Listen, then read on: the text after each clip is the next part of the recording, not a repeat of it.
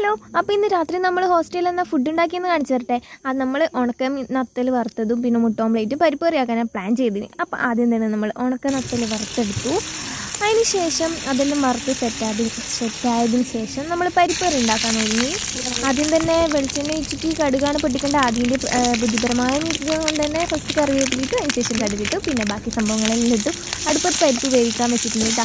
അപ്പോൾ ഇതൊന്ന് കളറ് മാറി സെറ്റായതിന് ശേഷം നമ്മൾ ആ വേവിച്ച പരിപ്പ് എടുത്തിട്ട് അതിൽ വെച്ചു. അപ്പം നമ്മളെ പരിപ്പ് കറിയും റെഡി ആയിട്ടുണ്ട്. അതിന് ശേഷം പിന്നെ മുട്ട ഓംലേറ്റ് പിന്നെ പറയണ്ടല്ലോ. പിന്നെ കുക്കറിൽ നമ്മളെ ചോറ് വേവുന്നുണ്ടേ. അപ്പം മുട്ട ഓംലേറ്റ് റെഡിയായി. അപ്പം നമ്മളെ കുക്കറിൽ ചോറും വെന്തു, നമ്മൾ ഫുഡ് കഴിക്കലായി. അപ്പം നമ്മൾ 3 ആളുണ്ട്. അപ്പം മുട്ട ഓംലേറ്റ് 3 പീസാക്കിയാണ്. പിന്നെ ചോറായി, പരിപ്പ് കറിയായി, ഉണക്കവറുത്തയായി, പിന്നെ മുട്ട ഓംലേറ്റായി. അപ്പം നമ്മൾ അടിപൊളിയായിട്ട് ഫുഡ് കഴിച്ചു. അപ്പോൾ ഇന്നത്തെ വീഡിയോ ഇത്രയേ ഉള്ളൂ. ബൈ. ഇഷ്ടപ്പെട്ടാൽ ലൈക്ക് ചെയ്യുക, ഷെയർ ചെയ്യുക, സബ്സ്ക്രൈബ് ചെയ്യുക.